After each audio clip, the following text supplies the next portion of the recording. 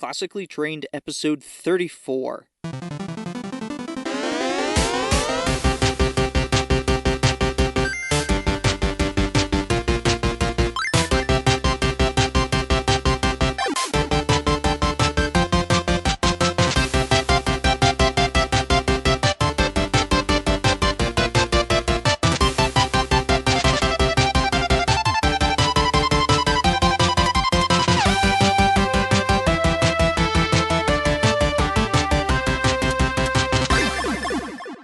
Welcome to another episode of the Classically Trained podcast.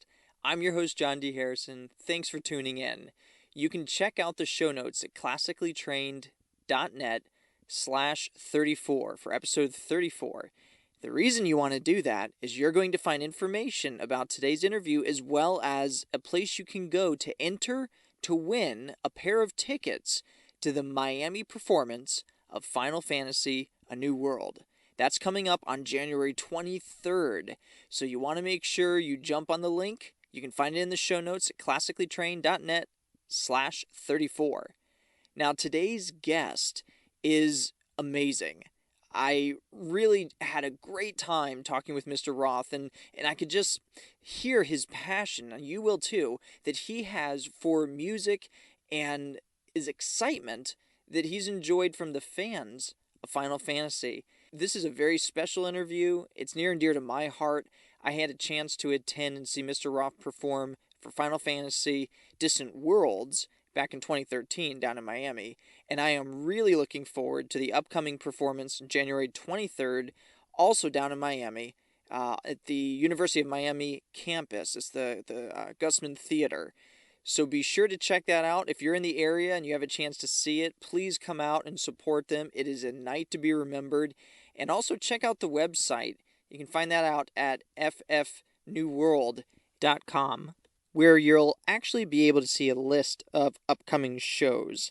And the tour schedule includes worldwide, everywhere from Australia to the United States to Malaysia, really anywhere in the globe, and they're adding shows all the time. So you want to make sure you check out the website, ffnewworld.com, and stay tuned for more. In the meantime, let's jump into today's interview. I am excited to welcome Mr. Arnie Roth. He is an American Grammy Award-winning conductor, composer, and recording producer. He's best known for conducting numerous concerts for video game music. He is also a classically trained violinist and a member of the Grammy Award-winning music group Mannheim Steamroller. Mr. Roth is also the principal conductor and music director of the Chicagoland Pops Orchestra, play a video game symphony, and several Final Fantasy concerts, in particular, the upcoming Final Fantasy: A New World. So please, welcome to the show, Mr. Arnie Roth. Welcome. How are you today, sir? I'm good. How are you, John? I'm doing quite well. Appreciate your time here, and I am very excited. This is a topic that is near and dear to my heart. I love the Final Fantasy series. I love the music, and there's nothing quite the same as seeing a live performance. So this is an honor, and I look forward to sharing these ideas and this experience with others. So let's jump right into the questions. I'm curious, how did you first become involved with music composed specifically for video games? Well, that was a path that I couldn't have predicted.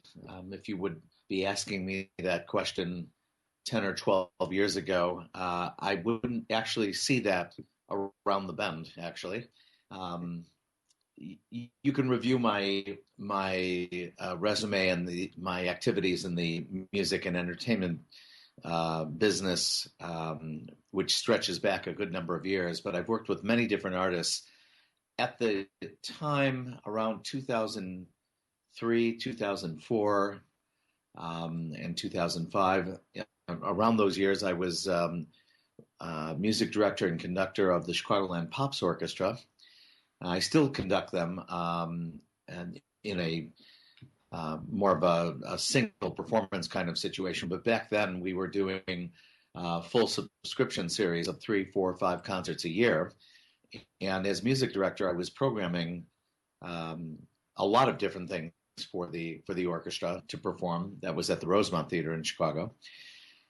And as such, you do a lot of research and you look around for things that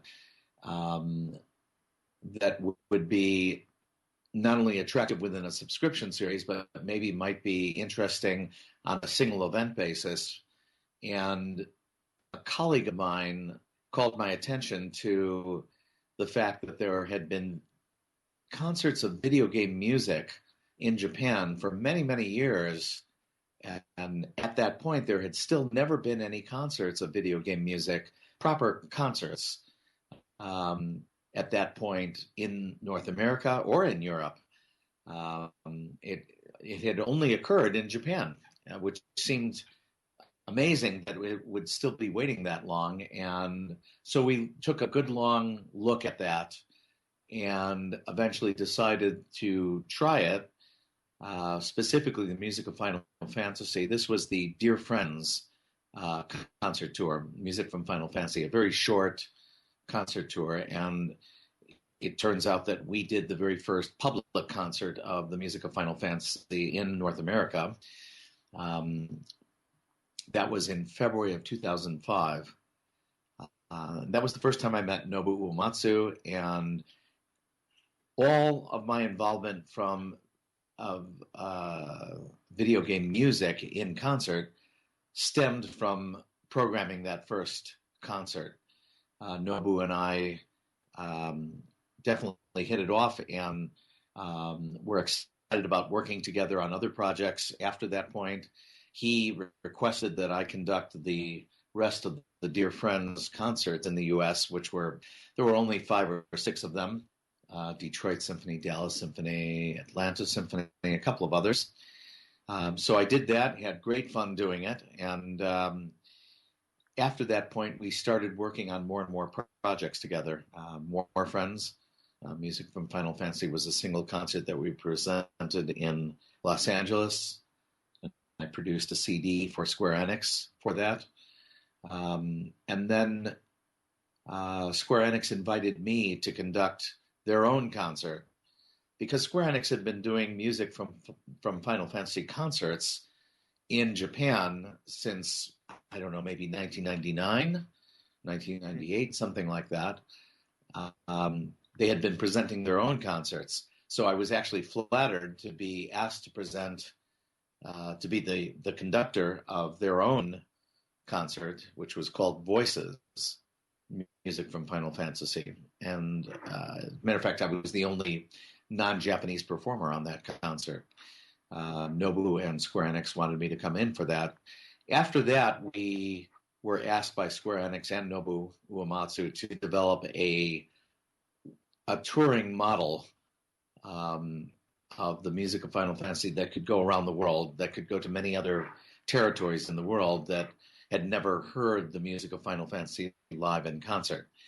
And that's exactly what Distant Worlds was. It was born in 2007 and has been touring around the world since that point, which is actually, to date, a remarkable record. I mean, that we've already completed 8 years of touring, of concert tours and concerts around the world. And right now we're working very hard on the scheduling of all the celebration events of the 30th anniversary of Final Fantasy, which will be in the second half of 2017. So, the tour goes on, and it's very exciting. It was in 2014, after at least 2 or 3 years of asking Square Enix to help us put together and develop a chamber music concert series, that we launched A New World. The first performances were in London in February of 2014. And it was a very exciting beginning to the concert series. And the concept is that Distant Worlds is the big full orchestra, chorus, video, screen concert production. So we generally have over 100 musicians on stage, along with video screen. It has to play larger venues and in major cities. And it's just simply not possible to play that gigantic production everywhere in the world. Or even in North America, for instance, to play in some of the smaller markets, or we really wanted to have a production that would have more flexibility, that would be smaller and able to be brought into universities, conventions, and also more easily tour than Distant Worlds. A lot of things have to come together for Distant Worlds performances, and it generally takes months and years of preparation for that. With A New World, we're able to put together these concerts a little more quickly, and we're specifically looking for venues that are more in the 500 seat capacity, as big as maybe 800 or 900 seats.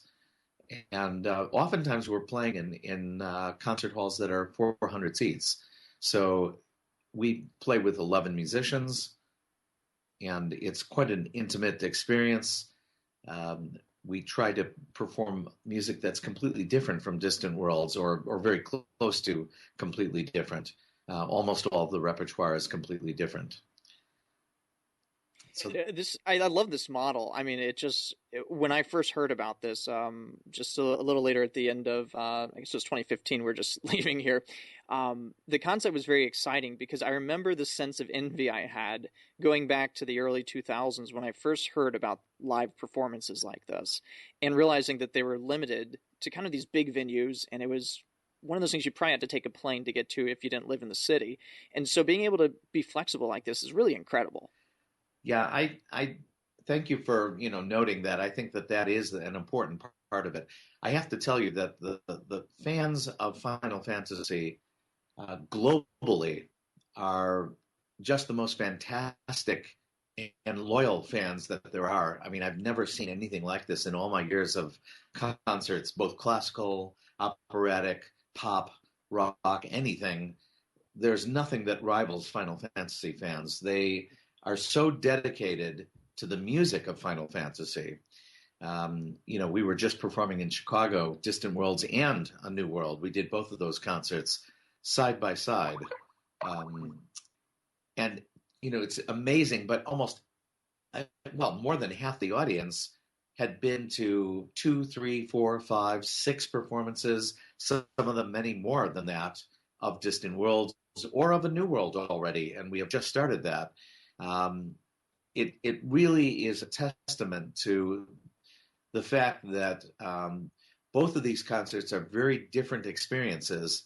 And I was actually very tickled to hear so many of the people that we met after the concert, after A New World, saying how, given a choice of the two concerts, they almost prefer A New World because they are able to be sitting so close to the performers and can more easily grasp and understand all the elements of the music. Distant Worlds is such a big kind of behemoth. I mean, it's fantastic, the power and the weight of the production. We love doing it, but the intimacy of A New World means that they can very clearly pick out what every single instrument is doing at any particular time. And I think that music education element of it is a very important item. If you consider how many of us heard the original soundtracks of this music, many were designed for small ensembles. They weren't massive orchestras. Later, they started recording audio, of course, and so they could do full orchestra recordings, or rock band, or jazz band, or choruses. But so much of the Final Fantasy stuff was born with, the music being played on computer chips and 8-bit data.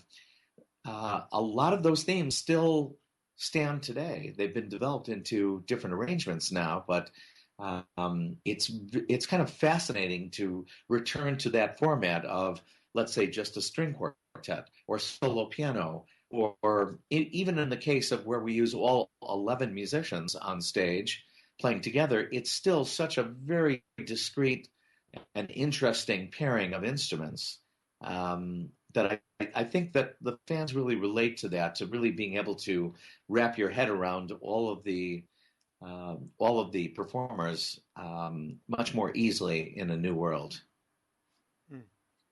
Well, I know the Distance World was overwhelming. I was able to attend when you were down here in Miami in 2013, Mhm. and I was just amazed that it was down at the Arch Center. It was packed. I think it was sold out. If it wasn't, it sure felt that Yeah, it way. was sold out, right? And I was amazed to see the passion, like you described, and the excitement among the fans and the people in attendance. So my experience was only that particular venue, and I saw some really unique ways that people became involved with the performance. Some of it was solicited, some of it was pre-planned. What are some of the things that has stood out to you for ways that you've seen the fans become involved with the performances themselves? What stands out to you in your performances? Yeah, there are so many things that um, that come to mind when you're looking at an overview of the live performance. Um, just in kind of a scattershot uh, answer here, one thing that comes to mind right away was the whole idea of how emotionally attached all the fans are to the music of Final Fantasy. This is not something I take for granted. I mean, I think it's a unique situation that we have an RPG game, a role playing game, and that combination of a role playing game with many multiple characters in each game, and the way that Nobuo Uematsu started from Final Fantasy I, composing music for every single character so that everyone got their own motif and theme, and not just characters, but important battles got their own musical theme, important journeys or quests, um, uh, love relationships. There were many, many very specific musical themes that were initiated right at the beginning, and the combination of that in an RPG game is the kind of magic combination that I think, caused this kind of dedication to the music of Final Fantasy initially, because a lot of those themes come back throughout the series in various ways. I mean, you can think of the obvious themes, the Chocobo theme, the Mogul theme, Mhm. um, and certain characters that come back in the series. May have surfaced in some of the early versions and then come back out for either offshoot games or just coming back on some of the versions of the game, and their themes come back in new arrangements. So there's a great dedication to the music. First of all, I bring that up because when we performed just last week in Chicago, um, it's not a funny thing, but the very interesting thing was that we had two different fans write into us asking if we would help them because they wanted to propose marriage to their significant others during the concert. These concerts are that important to them that they wanted this to be a very special moment. Um, and we're only too happy to help them, even though Distant Worlds is such a huge kind of behemoth production. Um, we still find ways to honor the individual fan. And in this case, they wrote in and had a whole text prepared for their marriage proposal and would send us their seat numbers. So all I would have to do is before a specific piece of music. I remember in this case, the fan was into Final Fantasy 14, was a significant uh, game for them, for both he and his spouse to be, and and he had crafted using Final Fantasy 14 visuals, artwork. He had crafted his proposal with two characters from 14 proposing to each other and sent us this video. And I thought, there's no way that Square Enix is going to allow us to show that on the screen. And to my shock and surprise, they allowed it. I mean, this was just a couple Wow, days before the concert. The Final Fantasy 14 team actually allowed us to use that. So that was one marriage proposal. Uh, it's incredible. and then we had a second one in the second half. Typically, they always want it to be before Xanarkand or Aerith's theme, or um, the one from Final Fantasy 14 was interesting because they wanted it specifically before Susan Calloway was singing, and this was a world premiere of the new song for the new version of Final Fantasy XIV, which is called Dragon Song. And we premiered it this last week, and it was very interesting. But I'm just trying to indicate how emotionally tied the fans are to the music, that these concerts become important highlights in their lives. And I think it's important to think of it that everyone in that concert hall, whether it's 2,000 seats or at Royal Albert Hall 5,000 seats or Tokyo International Forum A, everyone in that concert is a dedicated Final Fantasy fan. Certainly they play other games as well, but everyone there is completely dedicated to the music of Final Fantasy, and there's really a sense of family, and everyone's in a safe spot. I point that out because a lot of these fans may not come out for many other concerts. They may come out to a convention occasionally or that kind of a special event, but many of them are going to symphony orchestra concerts for the very first time, or even chamber music concerts in the case of A New World.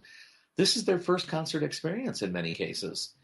And it's so gratifying as a professional musician, as a conductor, as a music director, to be able to bring in new fans for this medium.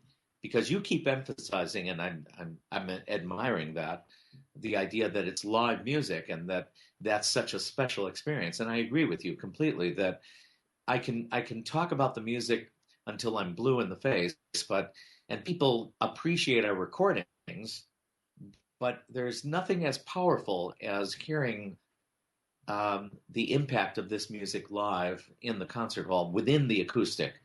There's some intangible magic that happens in the air and connects the music to all of the individuals in the audience, and it's for me it's also magic. Even though I've done it for many years, there's nothing more exciting than that. I do an awful lot of recordings and production work, and that's very exciting. But there's nothing like the live performance. So in this case, in Miami, coming up, I think it's January 23rd, we're doing 2 concerts there. And, the flexibility of A New World, we're able to do either a traditional concert with a first and second half with an intermission, or we can do one longer set of maybe 75 minutes or maybe even 90 minutes of straight music, all the way through, and then give everyone a break and then do another set for a new audience. So we have many different formats that we can use with A New World. Again, being more flexible than the format for Distant Worlds. I want to go back to something you said there, and you weren't explicit about it. It kind of was beneath the surface, but I get this sense that this is a tremendous responsibility, as you're talking about something that is so beloved by so many people for so many reasons on so many levels. I can't imagine that not affecting a person, and you were describing that. So I'm curious, what are some of the takeaways? What are some of the lessons that you've learned yourself going through any of these series? Just the whole process of this big undefined thing. Well, the one overwhelming part is how awesome the fans and the dedication of the fans. That's really something to behold. And it's larger than just me or just Square Enix or just Nobuo Uematsu. There's an emotional tie. There's an obvious thing that when they spend hours and hours playing whatever version is their favorite version of the game, and they're actually assuming the role of some of these characters, and they hear this name over and over again, you can imagine how there becomes a real symbiotic relationship with the music and the player itself. Sure. And I think that when it comes to life on the stage for them, when they hear this theme that they've been kind of inhabiting, living, I think there is a much deeper emotional connection than what I had assumed at the beginning when we first started playing the concerts, I remember being absolutely floored, shocked at the reaction of the fans to certain pieces of music. I mean, most of them, probably, I would say, but certain ones were incredibly emotional for the fans. You could literally turn around and see people crying during Aerith's theme. I don't. You're probably familiar with it, but Yeah. this was a character in Final Fantasy VII. The Final Fantasy series broke a lot of new ground from the very beginning, from Final Fantasy One all the way through. It turns out that in Final Fantasy VII, this was, I believe, if I'm not incorrect, this was the first case of them actually showing a character dying within a video game series. And Aerith was a very beloved character, and she actually died during that season, during that version 7, Final Fantasy 7. And people literally to this day still cry when we play that theme. It's amazing. But on the other hand, they also have great love and affection for it. And this is a theme that most people, I hear from a lot of people, that and Final Fantasy X Xanarkand, those two themes tend to be used for weddings, for very special life moments. You mentioned certain things that work as lullabies for your own son, and I think that there's Nobuo Uematsu has done great is an understatement, an unbelievable job of capturing all the different types of emotion within this series. And speaking of Nobu, he's a really interesting character. He's really just a fan of music, and I think people don't always realize that that's really the driving force behind Nobuo Uematsu. He loves classic rock. He loves fusion. He loves heavy metal. He loves classical music. He loves film scores, and he loves a cappella choral pieces. I mean, he loves so many different styles of music that he's much more chameleon-like than many other composers. You can go through all of his music and find scores that are completely wildly different genres and styles and vocabularies within the same video game. And this is more a reflection of the fact that he loves that music more than anything else. And I think fans probably now realize that he has, I wouldn't say it's eclectic taste, but it's very wide tastes. I remember when I first met him, and to this day, by the way, this conversation continues. We have a little thing that whenever we get together, I try to stump him on classic old rock groups that I think that he'll never know. I mean, crazy esoteric bands that he never should have ever heard of growing up in Japan. And he knows every single one of them. He can beat me on a lot of those things. It's absolutely amazing. I try to stump him on things. He was the only person in Japan, in the entire country of Japan, when I went there, that actually knew more about me than anyone else I had ever met in North America. I mean, he knew that he was a fan of Mannheim Steamroller, which is to be an original member of that group. And it's shocking, but here I am meeting this Japanese composer who spent his entire life in Japan, and he's a fan of Mannheim Steamroller. I mean, it's not possible. It was always shocking to me that his taste is so wide. He loves Celtic music. It's a very interesting thing, and you see that within the Final Fantasy library. The other thing that I think is important to note is that, and I say this on concerts often to the fans, that the music of Final Fantasy is infinite. And by that I mean it's almost literally infinite, because you have hundreds and thousands of hours of music, of different music, in every single game. And it's not possible for us to get through all of it.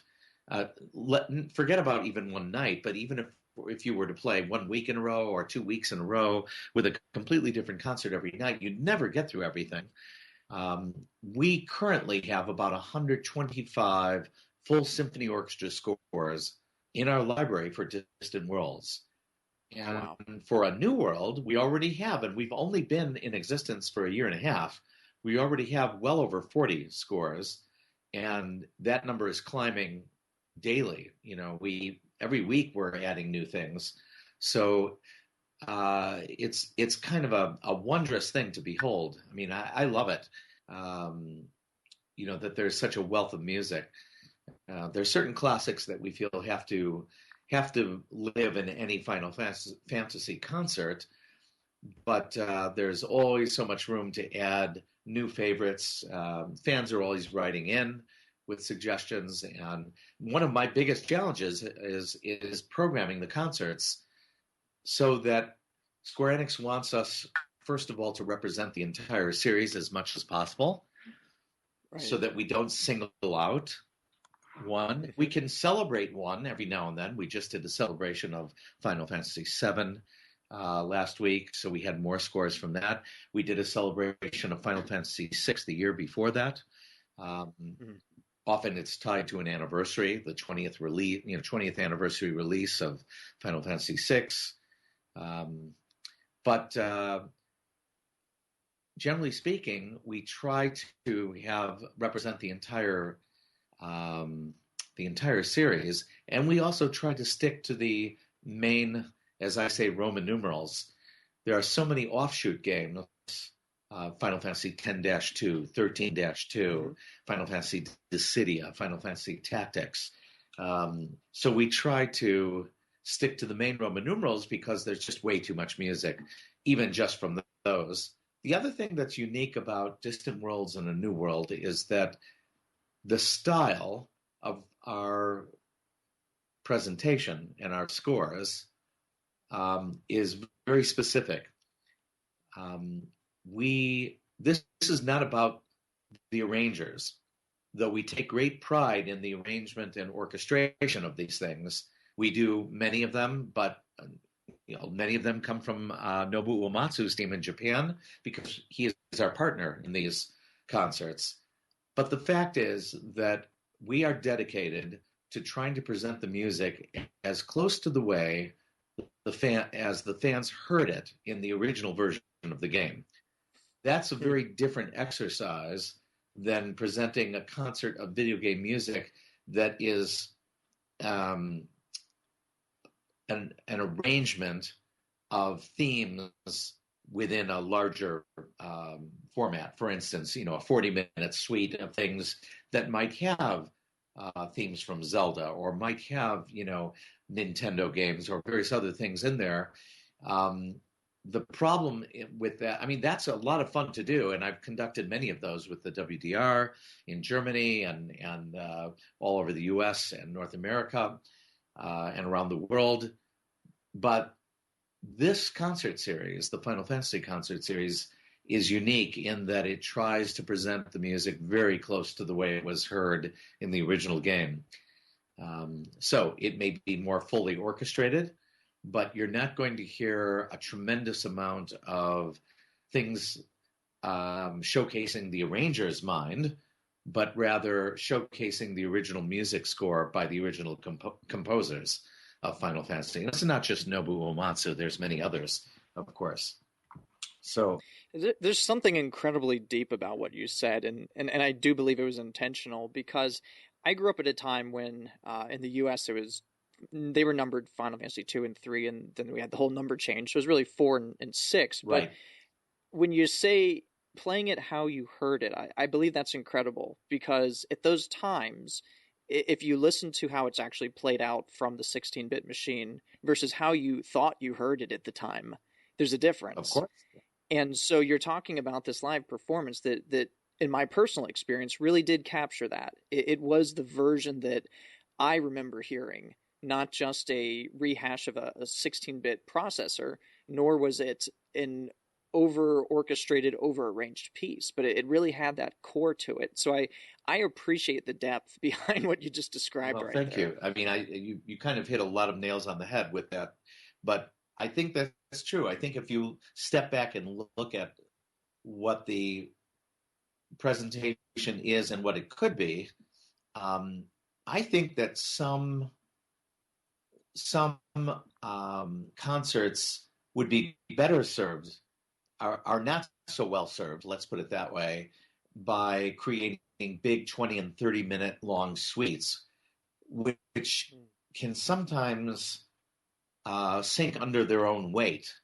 In other words, it becomes more and more difficult for the arranger to sustain interest, um, unless it's just simply a medley of themes, which can also be done. That's less about the arranger, but it's if it's really a symphonic fantasy or a music fantasy based on themes by, then you have to be very careful. Those pieces can be a lot of fun, but I think that the fans need to step back and realize that what they're really hearing is more about the mind of the arranger and a little bit less about the actual original themes from the video game, which is fine. There's a place for that. But I think what we're trying to do here with Distant Worlds and A New World is opposite from that, or different from that, as you described. We're trying to stay very faithful to the way it was first heard. That doesn't mean that we can't introduce some interesting new orchestrations to help bring to life, various themes. As a matter of fact, that's something that Nobuo Uematsu encourages us to do. We all want to do that, and that's part of the challenge. Stay clean, stay simple, stay dedicated to the way it was first launched, that music, but embrace all the musical voices that you have on the stage, and use them effectively. So, it's very easy to overdo this. And I think what you were saying about how that it didn't become something that was we are always in the service of the music as opposed to showcasing the orchestra, or showcasing the performers. We want the very best performers on the stage, but this is about bringing to life this music that's so beloved to these fans. And I think that you really have to be selfless about that kind of thing. You have to dedicate yourself to that thing. It's very easy to go the other route and say, I'm going to create this magnum opus that is, going to use themes by, but then in fact, you're creating a 40-minute symphonic thing that I think ultimately can be overwhelming. I think the way that people heard these original themes in 90-second loops, 3-minute bits, that kind of thing. I think you need to think about all that when you want to present it live. You have to really, it's not just a question of attention span or anything like that. I think it's you start losing impact when you start drawing out some of these scores to be longer length and more esoteric, to maybe do variations on these themes that are much further afield. You start losing the impact of the more concise statement, I think. Anyhow, I'm agreeing with you in any case. So. That's incredible. Okay, well, I'm going to ask you something that's very close to being an unfair question. I'm going to modify it a bit so it's almost fair. Thinking through all the pieces that you've played as a part of either, actually, let's focus on A New World, because this is what's coming up. When you think about all the pieces that you have as part of A New World, which one is extra special to you? I'm not going to ask you which is your favorite. I'm just going to ask you which one has a special meaning or a special place for you within the context of A New World. Yeah, it's interesting. We often get a question, either Nobu and I, about what's your favorite Final Fantasy piece. I mean, everyone asks that question. That's really impossible. I often tell them, that's really an unfair thing. You have to narrow this down. At least let us give you, our favorite battle themes or our favorite character themes or something like that. And even that is too wide. of a question. Your question about a new world is a little bit easier to handle because it's newer and we have fewer scores that we're performing live than Distant Worlds right now. Um, what's the most meaningful? It's hard to determine what would be the most meaningful. I will tell you one of the ones that was the most gratifying to Great. bring to life was Final Fantasy X Fight with Seymour. That battle theme, I can tell you that before we launched A New World, we did a couple of kind of sneak, like wink wink versions of the chamber music presentation because Square Enix wouldn't let us launch it any earlier.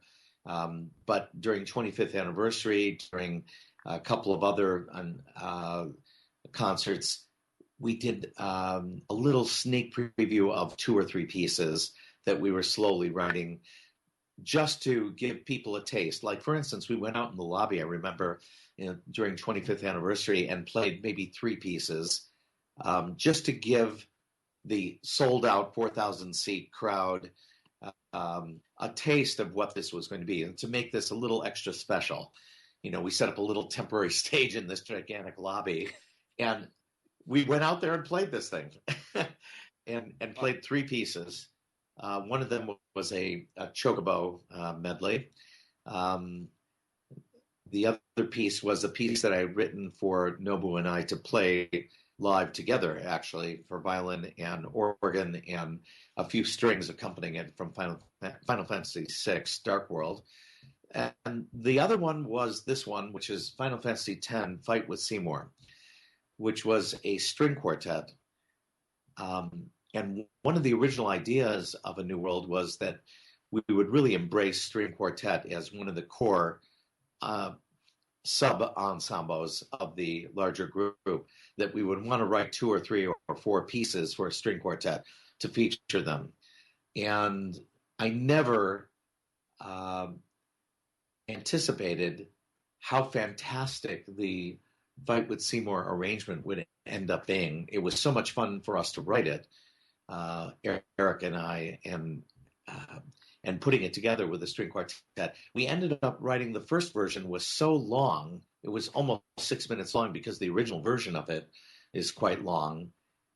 I ended up we ended up like condensing it to about a 3.5, 4 minute version, which we still play right now in the concerts. We'll do in Miami as well, but really a fantastic piece.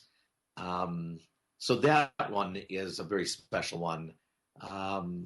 Another one that's very special for A New World is when we're lucky enough to have with us our preferred piano soloist, Benjamin Noose, then we're able to do more of the solo piano pieces that we love to play within this chamber music concert. One of those, which has really become his forte, has been a piece from Final Fantasy VII called Those Who Fight, or Let the Battles Begin. It's really a fantastic arrangement by Shiro Hamaguchi, who is actually one of the arrangers that worked with Nobuo Uematsu for many, many years. But those pieces, those are 2 pieces, and there's many more, but like Decisive Battle from 6, or Force Your Way from Final Fantasy VIII. It's another beautiful one. We just started playing Ivalice Landscape from Final Fantasy XII by Sakimoto, which is really just a gorgeous piece of music. So that's another thing that we love to play. But we don't play anywhere else. We play that in New World. Where can the fans go to learn more about the concert series, to get their tickets, to stay up to date with everything that's being worked on? Probably the easiest way to learn more about A New World is just to log into the website ffnewworld.com. The concert is January 23rd at Gussman Concert Hall. This is, of course, on the campus of the University of Miami in Coral Gables. and it's a beautiful, intimate, I think 400 something seats total capacity. So everyone's going to be um, in a very close proximity to the stage. So it's going to be a fantastic concert. But I'd say the easiest way is just simply to log on to the website or the Facebook site, ffnewworld.com, or look for us on Facebook. It's easy to find. And it has event pages on each one of those where you can click through very quickly and purchase tickets, whatever you'd like to do. We'd love to see you there. And Benjamin Neus will be there, which is fantastic. So he's going to be able to play a lot of big solo piano works with us. Excellent. Arnie Roth, well, I thank you so much for your time. I will include links in the show notes to all the locations you just mentioned, and you'll also want to make sure you come out. There's going to be some great merchandise related to this event that you won't want to miss either. So check out the website, check out the events there. We'll have links in the show notes. Thank you again. Definitely. Yeah. Thanks so much, John. I appreciate it. And there you have it. What a fantastic experience. If you love music, if you love video games, be sure to get out there, check out one of these concerts, whether it's Final Fantasy A New World, or Final Fantasy Distant Worlds, or any of the other mini concerts that are starting to be offered. These performances are incredible. It's a great way to support your favorite hobby and have a wonderful time, connect with some other great people. Be sure that you don't miss it. Just a reminder, the contest to win a pair of tickets to a Final Fantasy A New World performance in Miami, South Florida, happening January 23rd. Stop by my website, classicallytrained.net/34. You'll find a link there to enter the contest. We'll be drawing the name on January 19th, so you have until the 19th as your deadline to enter this contest. The other thing that I'll mention is you can enter once every day. So enter as many times as you have the opportunity to do so. Best of luck to you. I look forward to seeing some of you out there at this performance in Miami on January 23rd. And thank you, Mr. Roth, and the rest of the team over at Final Fantasy A New World for generously providing an opportunity to do this giveaway. So until next time, keep leveling up.